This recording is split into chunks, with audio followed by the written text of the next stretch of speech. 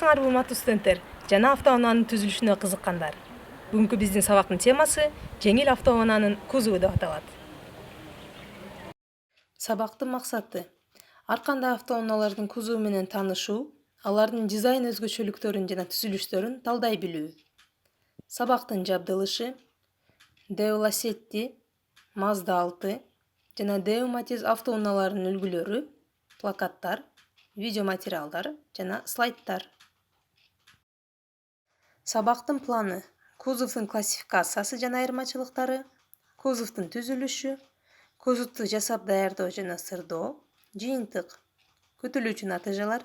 Студенттер өз алдынча кузовдун түрлөрүн айырмалап көрсөтө алышат, ошондой эле анын түзүлүшүн, кантип жасалышын жана ага камкордук менен таза колдонулушун түшүнүп билишет. Автоунаанын кузову бул анын эң кымбат бир бөлүгү болуп эсептелет. Кузов бул унаанын сырткы келбети жана көрүнүшү деп атасак да болот. Бирок кузов бул ташуучу система гана болбостон, анын бир бөлүгү болуп дагы эсептелет. Жеңил автоунаалардын жасалгалоо түзүлүшү анын эстетикалык талаптарын гана эмес, ошондой эле аэродинамикалык талаптарын да камтыйт. Анткени автоунаа жогорку ылдамдыкта жүрүп бара жаткан учурда кыймылдаткычтын бир бөлүгү аны абага туруштук берүүгө жумшалат. Ошон үчүн автоунаанын кузовун ыңтайлуу, сүйрүү формада жасап чыгарышууда. Унаанын кузовун боек жана лак менен каптоо аны жасалгалоо үчүн гана эмес, ошондой эле аны коррозиядан коргоо үчүн да колдонулат. Ал эми азыркы убакта унаа индустриясында анын дизайнына да көп басым жасалып жатат. Заманбап автоунаалардын кузову төмөндөгү бөлүктөрдөн турат. Бул кыймылдаткыч орнотулуучу бөлүгү, айдоочу жана жүргүнчүлөр жайгашуучу салондон, ошондой эле жүк ташуу жана атайын буюмдар коюлуучу багажниктен турат. Андан сырткары жүрүүчү бөлүктөрдөн, трансмиссиядан, башкаруу системасынан, жарык берүүчү системадан, ошондой эле кошумча электрдик жабдуулардан турат. Жеңил автоунаалардын кузовторунун түзүлүшү менен кененирээк тааныштырардан мурда анын 3 негизги түрүн белгилеп кетүү абзел. Алар седан, универсал жана хэтчбек. Мындан башка кузовдун башка түрлөрү да бар.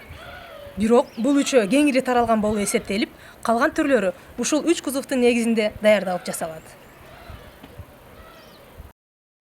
Кузовдун классификациясы: жабык типтеги кузовдор, ачык типтеги кузовдор, жүк жана жүргүнчү ташуучу кузовдор, жол тандабас кузовдор жана эксклюзивдүү кузовдор. Жабык типтеги кузовдордун аталыштары: седан, купе, эки эшиктүү седан, хэтчбек, лифтбек, лимузин, таункар, фастбек, хардтоп. Ачык типтеги кузовдун аталыштары: кабриолет, фаэтон, родстер, спайдер, торпеда. Жүк жана жүргүнчү ташуучу кузовдор: универсал, пикап, фургон, минивэн жана микровэн. Жол тандабас кузовдор: джип, кроссовер, ранэбаут. Эксклюзивдүү кузовдор: ланда, тарга, брогам. Бул кузовдор кымбат баага ээ болуп, белгилүү бир санда гана жасалып чыгарылат. Айдоочу жана жүргүнчүлөр жайгашуучу салондун багажниктен бөлүнүп жасалган кузовдун жабык түрү седан деп аталат. Ал эми багажниктин эшиги өзүнчө көтөрүлүп ачылат. Седан деген сөз Италия тилинен которгондо седе дегенди түшүндүрөт экен, ал жумшак отургуч же болбосо кресло дегенди түшүндүрөт экен. Ал эми англисчеден которгондо бай, аксөөк адамдар көтөрүп жүрүүчү замбил же болбосо карета деп которулат экен. Башка бир маалыматтарга караганда, седан деген сөздү Франциянын седан деген ошол кареталар чыккан шаардан алынган экен. Кандай которулган чакта дагы кузовдун бул түрү өтө кеңири таралган. Классикалык седан 3 көлөмгө же түзүлүшкө ээ. Алар кыймылдаткычы жапкан капот, салон, багажник, 4 эшик жана эшиктердин ортосундагы түркүктөргө ээ. Илгеркиден азыркыга чейинки седандар: нотчбек, классикалык седан. Мурда Европада 3 көлөмдүү кузовдорду нотчбек деп аташкан. 3 көлөмү так бөлүнүп, капот, салон, багажник.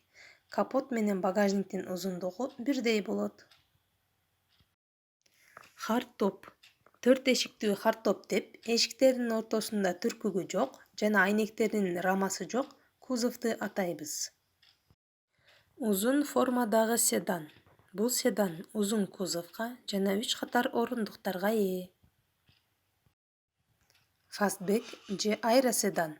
Багажник менен салондун жылмакай айкалышы менен айырмаланат. 2 эшиктүү седан. 2 эшиктүү болуп, жана кыймылдаткычтын көлөмү салону багажниги белгилүү болуп турат. Лифтбек. Бул универсал кузов менен хэтчбектин ортосундагы седандын түрү. Багажниктин эшиги арткы айнектер менен кошо көтөрүлүп ачылат. Седандын артыкчылыктары. Кузовдун салон жана багаж бөлүктөрүнө так бөлүнүүсү, багаждын ичиндеги буюмдардын үндөрүнөн жана жыттарынан оолак болуусу, багажниги башка унаа арткы тарабынан келип сүзгөн учурда коргоочу буфер болуусу, арткы терезелер азыраак булганышы, бир кыйла бекем, чоң жана жагымдуу көрүнүшү, салондун универсалдар менен хэтчбектерге салыштырмалуу тезирээк жылуусу, седандардын багажнигинде кымбат баалуу жүктөр уурулуктан көбүрөөк корголгон, анткени ал көрүнбөйт, эшигинде өзүнчө кулпусу болуусу, седандын салону салыштырмалуу тынчыраак. Седандын кемчиликтери. Багажниги жетишээрлик кең эмес. Мисалы, велосипед же коляска жүктөп жана түшүрүү учурунда ыңгайсыздыктарды жаратышы мүмкүн. Багаждын көлөмү аз болгондуктан саякаттоого ыңгайлуу эмес жана салонду толук кандуу трансформациялоого мүмкүн эмес. Арт жакты кароодо кыйынчылыктардын болуусу. 2 көлөмдүү болуп, жүктөргө жана жүргүнчүлөргө ылайыкташкан жабык типтеги бул кузовдун түрү универсал деп аталат. Универсал латын тилинен которгондо жалпы дегенди түшүндүрөт. Бул седандын багажы узартылган варианты. Универсалдар көзүбүзгө узун көрүнгөнү менен седан менен узундуктары бирдей эле болуп калат. Салону багажник менен кошулуп 2 көлөмдүү болуп эсептелет. Универсалдардын кузовунда да кыймылдаткыч жапкан капот, салону багажник менен кошо 5 эшиктүү болот. 5-чи эшиги бул багажниктин эшиги. Ал айнектер менен кошо көтөрүлүп ачылат. Ичи кең болгондуктан кошумча орундуктарды да жайгаштырсак болот.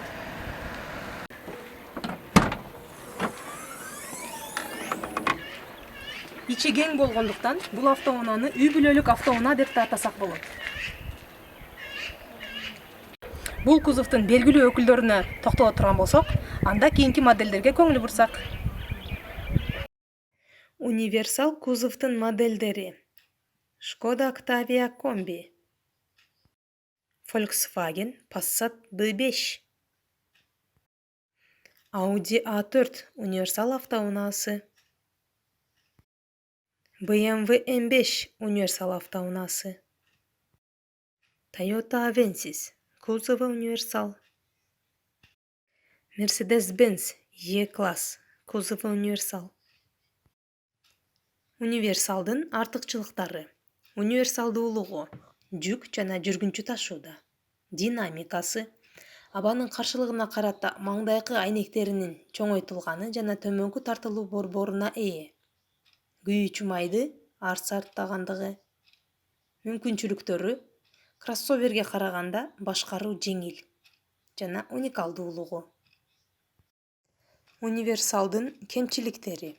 Кузовдун багаж жагы төмөн болуусу, жүк бар учурда, токтоткондо көп жайды ээлөөсү, багаждын ичиндеги буюмдардын үндөрү жана жыттары даана сезилүүсү, багажниги башка унаа арткы тарабынан келип сүзгөн учурда коргоочу буфер болуусу, арткы терезелердин көбүрөөк булганышы, салондун седанга салыштырмалуу кечирээк жылуусу, багажнигиндеги кымбат баалуу жүктөр уурулуктан азыраак корголгон, анткени ал көрүнүп турат. Бул кузовдун аталышы хэтчбек деп аталат. Англис тилинен арткы тарабынан кыска болуусу деп маанисине карап которуп алсак болот. Ал 3 же 5 эшиктүү болуп, 2 көлөмгө ээ. Жүргүнчүлөр жайгашуучу салон багаж менен биргеликте. Ал эми багаж болсо, айнек менен кошо көтөрүлүп ачылат.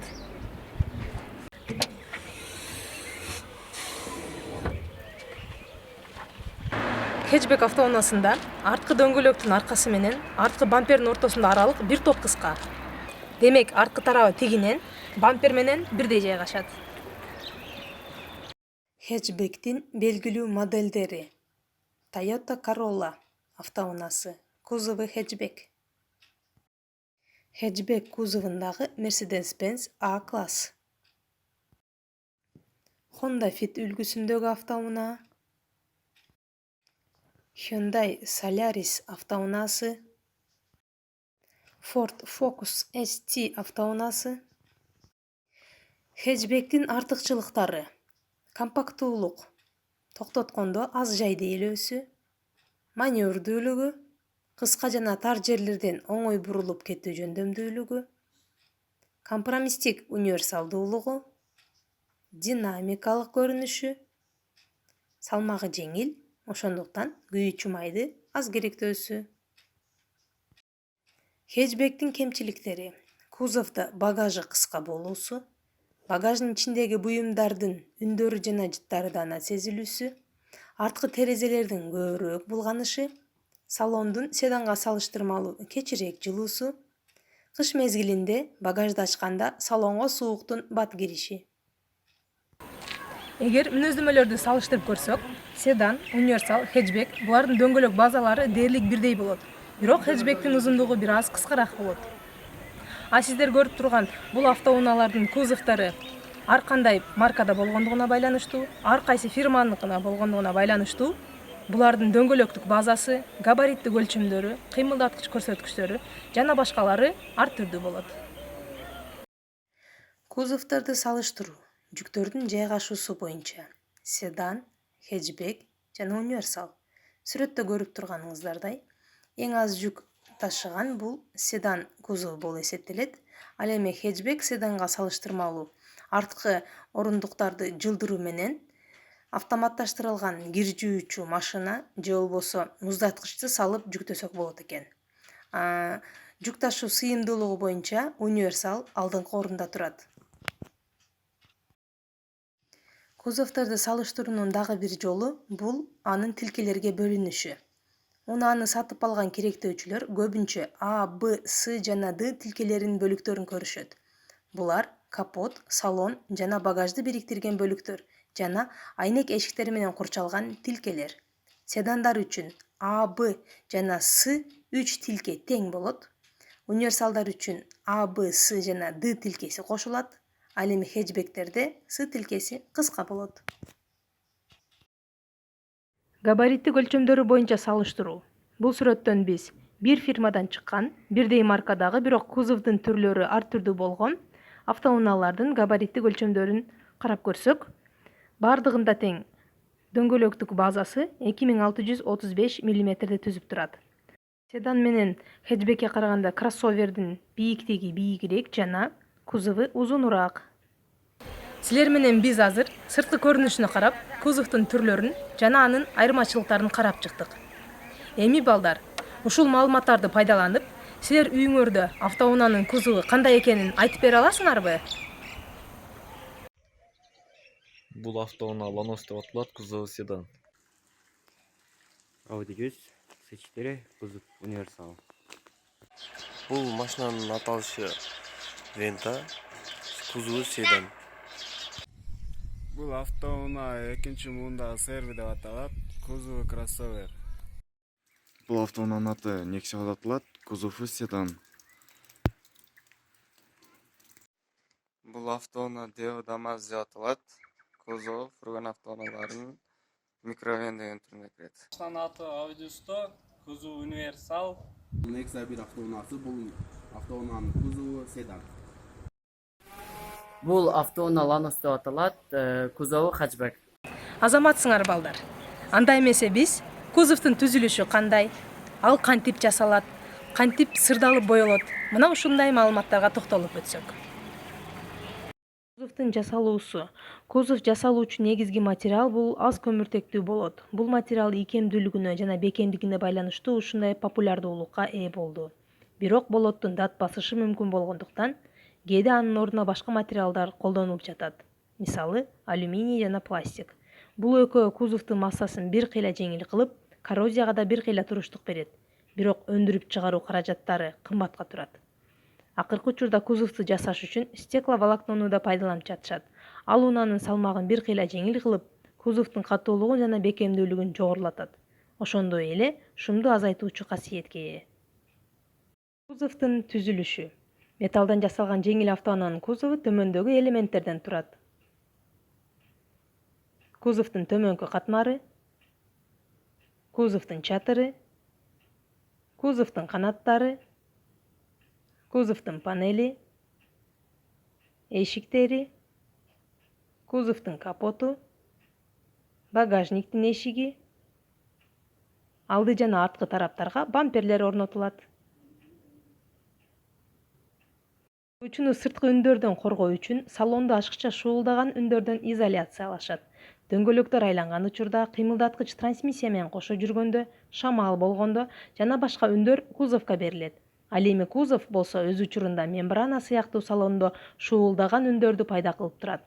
Алар үндүн термелүүсү менен кооздолуп жасалган салонго келет да, жана бири-бирине кошулуп отуруу өтө чоң ызы чууну пайда кылат да, бул өз кезегинде айдоочуну тез чарчап чалдыгуусуна жана көңүл буруусунун начарлашына алып келет.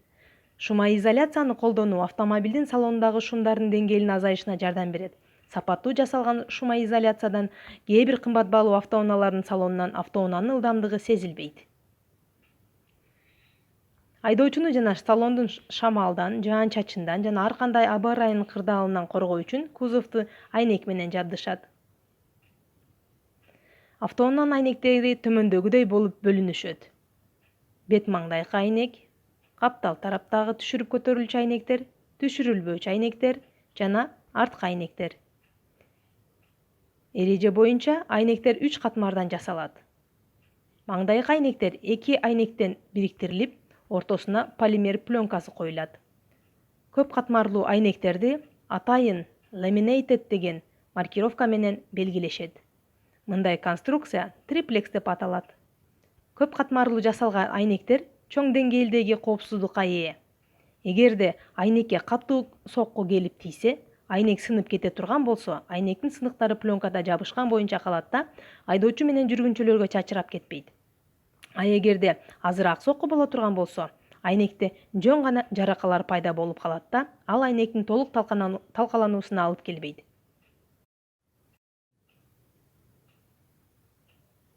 Баса белгилеп кетсек, көп катмарлуу айнектер кузовдун маңдайкы айнектерине гана коюлат.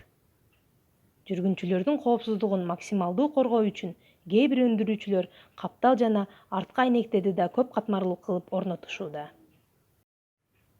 Автоунаанын кузову ирети менен кантип жасалат? Мына ушуга токтолуп өтсөк. Силер көрүп турган бул темир рулондордон кузовдун элементтери пресстелип жасалат. Азыркы убакта бул рулондордон панелдер кыркылып жасалып жатат. Мисалы эшиктер, капоттор жана башкалары.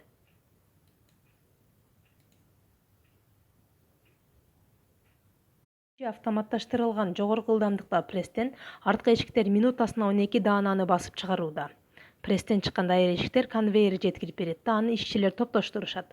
Бул жакта кузовдун чатырлары, бул болсо каптал тараптары жана башка элементтери ушундай тартипте топтолот. Ширетилүүчү цехте кузовдун элементтери бириктирилип ширетилет. Биринчи кезекте кузовдун негизи келет, андан соң каптал тараптар, боковиналар келип кошулуп, ширетилет да, эшиктер орнотулат.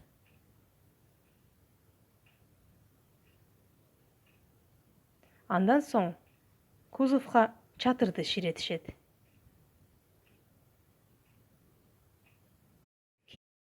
Кийинки этапта эшиктердин тууруна орношконун текшеришет. Мисалы, эшиктер ачылып жабылганы жумшакпы, ортосундагы жылчыкчалар туура келдиби жана башка ушул сыяктуу. Андан соң ишчилер колдору менен кузовду текшерип чыгышат. Буларды чекмен деп аташат. Алар кылдаттык менен кузовдун жылчыкчаларын, дефекттерин колдору менен сыйпалап текшерип чыгышат. Андан соң кузовду боешот.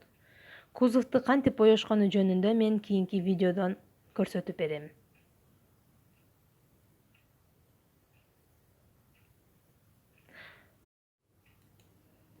Боелгон кузов келет да, автоунаа жасала баштайт.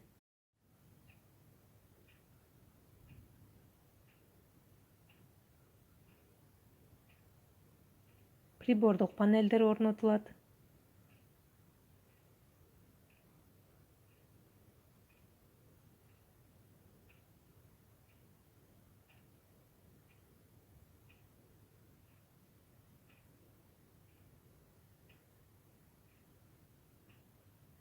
Кыймылдаткычты жүрүүчү бөлүгү менен кошо жайгаштырышат.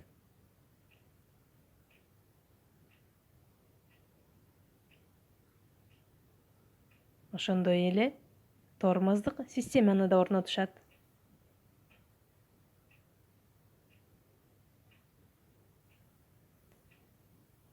Андан соң каптал тараптагы, арткы жактагы жана маңдайкы айнектер орнотулат. Салондун ичи жасала баштайт. Отургучтар орнотулат.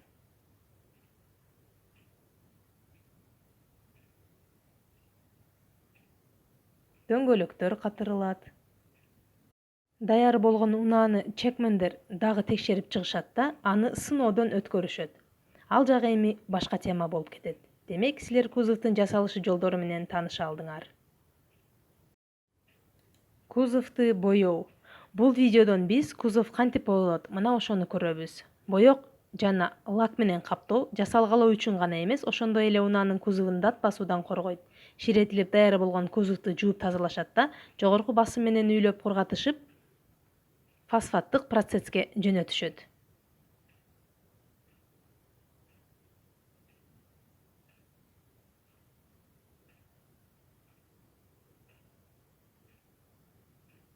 Бул жерде роботтор кузовду атайын ваннага салышып, ал жерде фосфаттык пленка менен капташат да, кузовго грунтовка жасалат.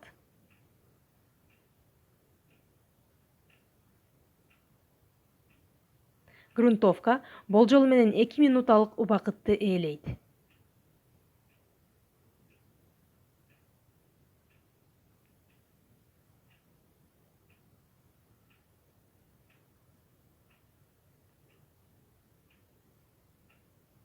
Грунтовкадан чыккандан кийин кошумча иштер болот. Алар скидти өзгөртүү, чөгөрүлгөн скидке түс берүүгө өзгөртүү, ызы чууга шумга каршы мастиканы сүртүү жана экинчи грунтовка берүү. Грунтовканы ишчилер кол менен чачып чыгышат, анткени кээ бир жерлерине роботтор жетпей калышы мүмкүн. Роботтор ачык түстөгү жана күңүр түстөгү грунтовкаларды чачып жатышат.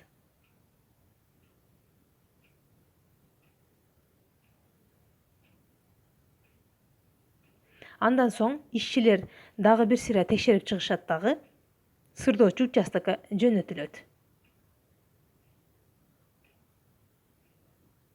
Биринчи боёктун өзү чачылат.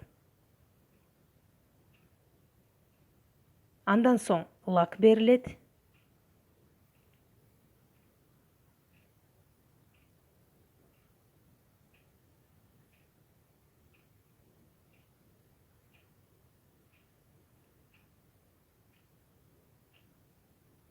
Кийин кургатылат.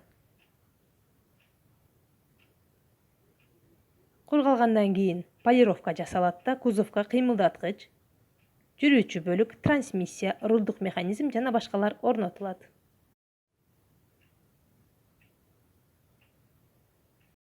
Контролдук суроолор. Төмөндөгү контролдук суроолорго жооп жазып, мага WhatsApp, Zoom, Classroom тиркемелери аркылуу жоопторду жөнөткүлө.